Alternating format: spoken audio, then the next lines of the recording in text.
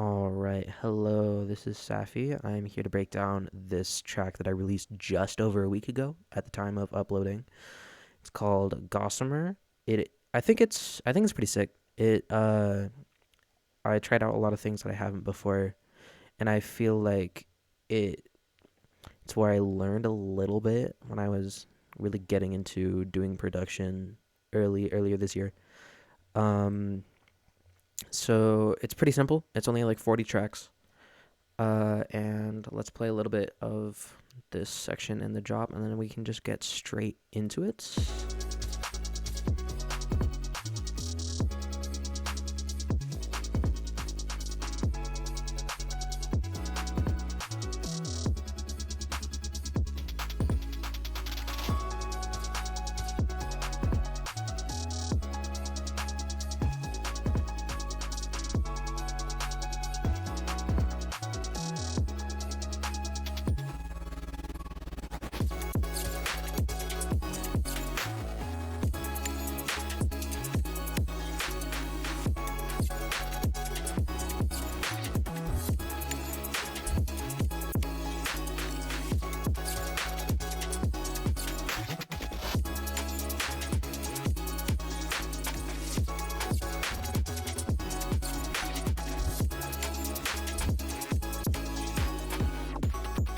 Okay, so let's just jump right into it. The biggest thing I think on this track is the melodics. There's only a few channels here. It's just this is the biggest part. Is this ARP? Well, it's not playing an ARP right there. Hold on. So it's just a sine wave ARP. This piano. I think that the ARP is built off of the piano progression. A lead piano and this super tiny serum lead. So if we're just gonna go down one by one, this lead is just it's a sine wave that I have a sample and hold on, and then you process it with stereo, phaser, delay, compression, EQ, and the tiniest little bit of downsample. Like, it doesn't make a whole ton of difference. I feel like I could take all these off and it would still work. Yeah, it just makes it crunch a little bit. Then I have it running into a clipper. This is the best clipper. Shout out my guy in it. He's my favorite. It just squishes it with this little M4L. Then it has a Pro L as a limiter. Two of them before and after. And then I have it running into. This is what I use for my track Shimmer. It's a nightmare. But it's just a reverb into a delay into. I don't want to talk about that. Okay. So that's that. And then we have the piano. If we unfreeze that. By itself, it's the Labs glass piano. Is it the glass piano? Yeah, it's just the normal glass piano. I like it more than the soft piano because it doesn't have a lot of the key noise, so I can make it sound a little bit more artificial. Then I have it running through the same rack, but with a nicer EQ this time, into an OTT, because you do that on a piano. Same clipper, and it just fills out the mix a little bit more. We have these piano chords, which is this is the exact same piano as this. I just have it playing the main chords, and it's a little bit louder. I think I clipped it a little bit more. So those are the same. Then we have this little tiny sine wave pluck ARP.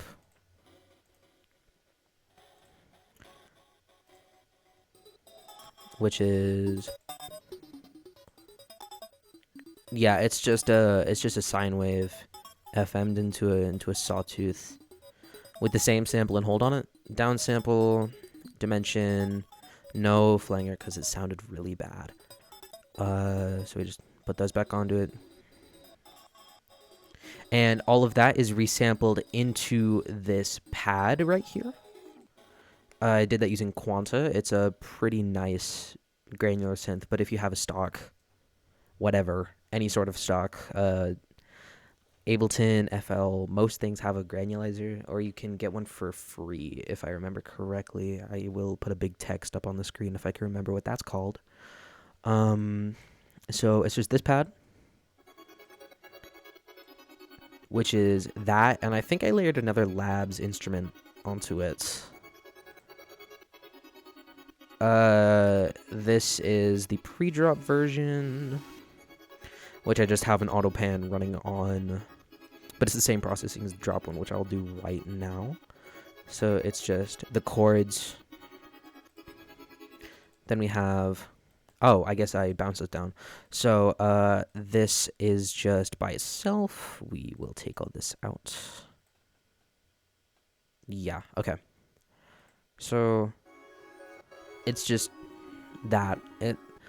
You can really hear it's like a granular whale song or whatever or whatever that preset is on the Spitfire Labs granular pads.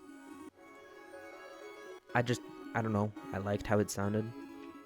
So we just crunch it down a little bit, put a auto pan, like bit crush, resynthesis, little tiny bit.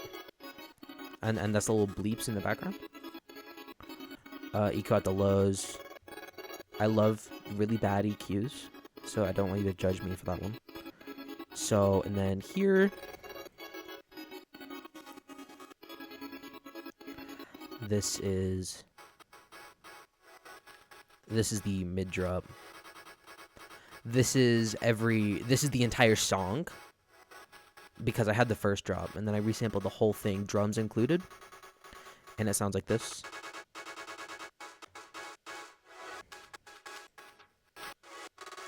Just a little tiny bit of distortion, little tiny little bit of overdrive on it, like by itself. It just sounds like I resampled the pad. Here I have, what is this? Is this just another pad? Yeah, but it has a convolver on it, so it's a little bit more spacey, I guess. Then we have the same pad over here on the second drop. If you go listen to the song, you'll know what that second drop sounds like. So that's it for the melodics. Really simple. Just layer things to fill up the middle, because I always do the bass at the bottom, the percussion at the very top, and the snare fills the middle too. But the melodics are for the mid to the mid-high range. And then we have little textures on top of it. So if we go into the next most important part, the bass, which I think is really cool, we have this super simple 808 on freeze. Really easy. This is just my bass. Analog sign, kick for the transients. Like, it sounds really sad. Here, let me take all the group processing off too. This is gonna be lovely. So if I take all this group processing off, it is the weakest little thing ever. Like, you can barely hear that.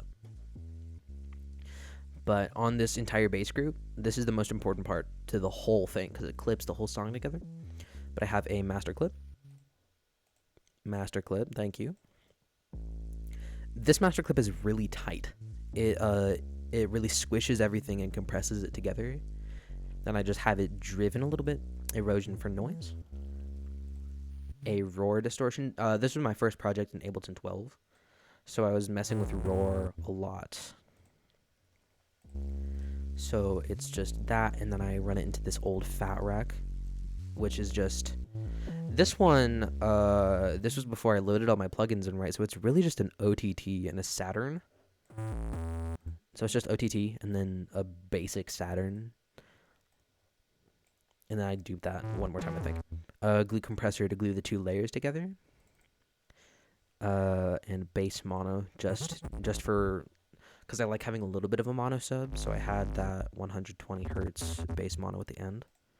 And then in the drop, like, it's this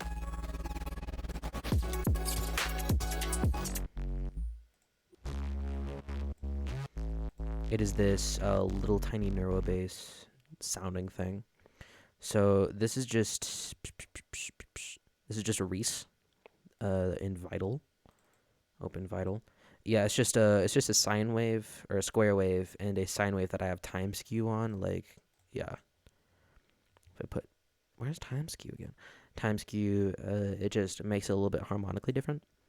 So we have the soft clip, the OTT, the Vital OTT. It's not really an OTT, but yeah, we have it. I have this Rain. I think I got this from a blank note sample pack, I think. But it's just a noise layer. I like it because it's not pure white noise. So we have that clean. Then we have little Corpus sub boost. This is an Ableton stock thing. And this high end, which just separates out the high end because I only wanted to distort the lower end with that Corpus.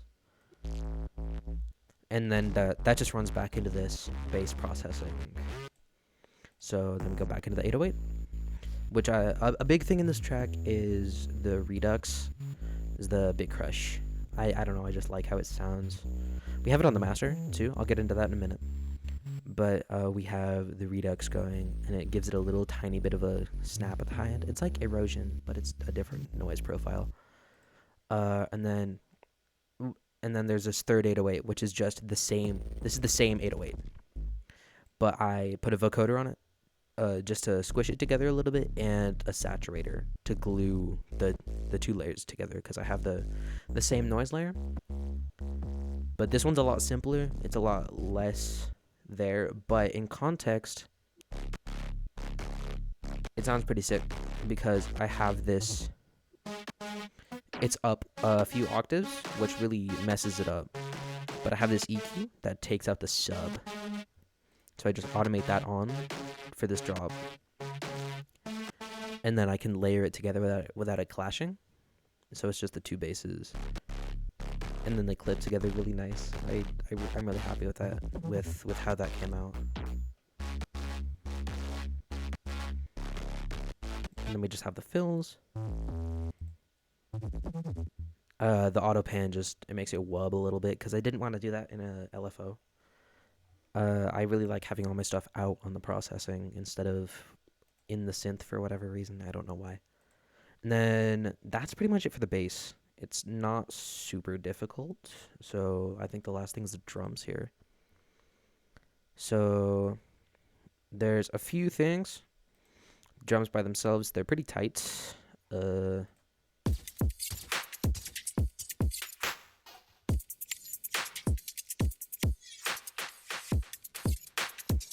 we have this camera. I don't know, I like it. I use it in a lot of tracks just like as a little impact. But it just has a ping pong delay and a reverb. We have this hat. Shout out my guy In It again. Amazing sample. But I put a really dastardly, a really devious EQ on it. So it just fills out that low bit a little bit more.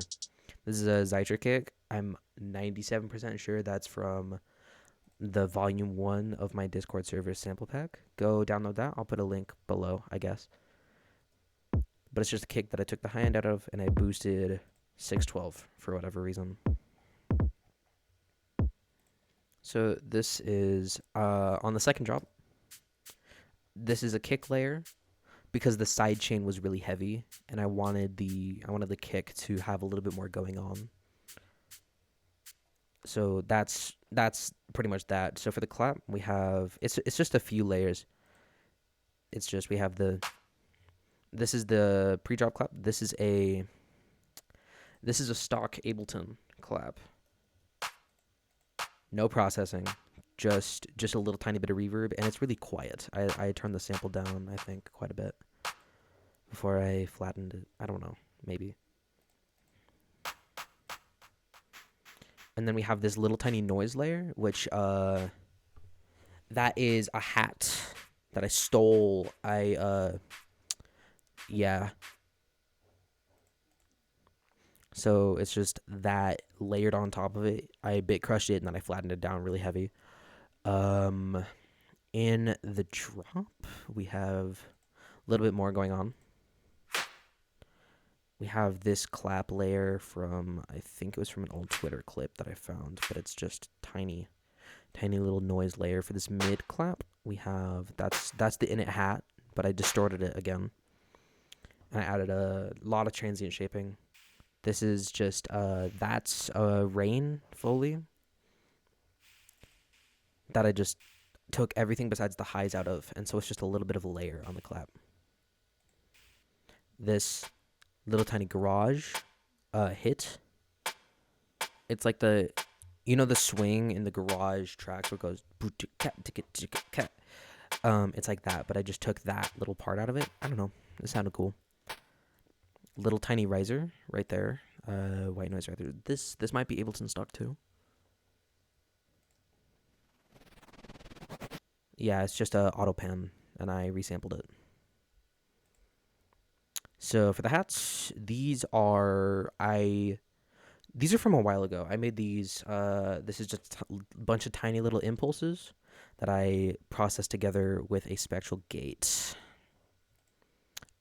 So that's the clean layer, I guess. Really quiet.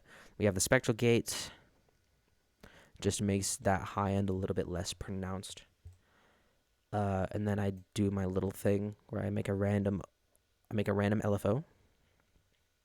Then I frequency shift just a little bit. It's just like a negative positive 300 hertz or something like that. So I made these all a while ago. One of the few things I was able to grab before I left, or before my computer crashed and I had to get a new one.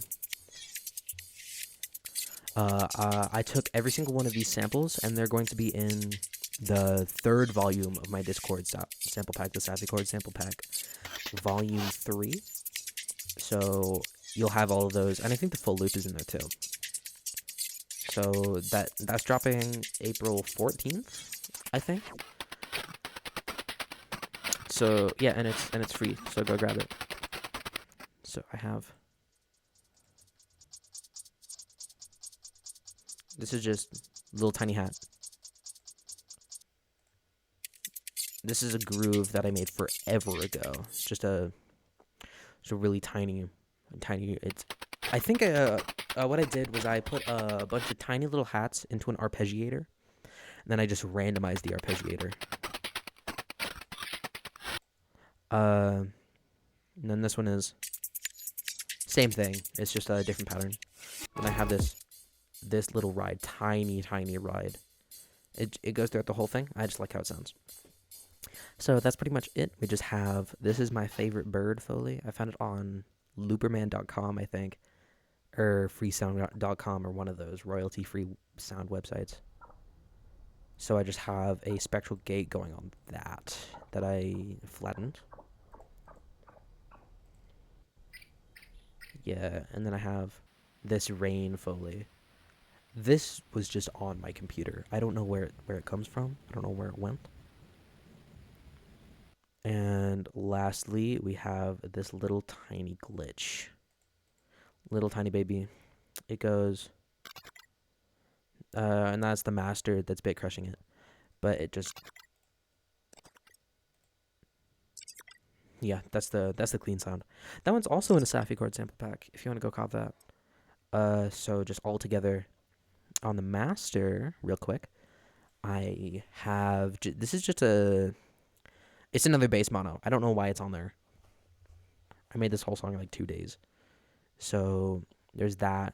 I have the Bit Crush, the Redux, which I use it for fills. So it goes like, if I unsolo all this, it'll turn on there, just to give it a little bit of texture and variety. And I'm just automating the dry wet, on AutoPan, which I'll get to in just a minute. And just, I like how Artifacts, when you go and you like twist the dial back and forth.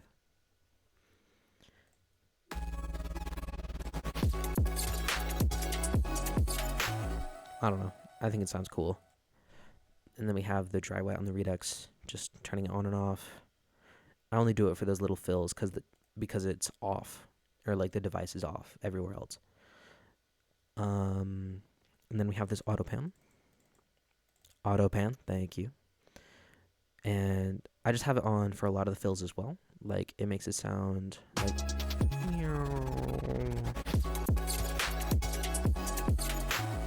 yeah, it's just it makes it like all chopping out, and I like that a lot.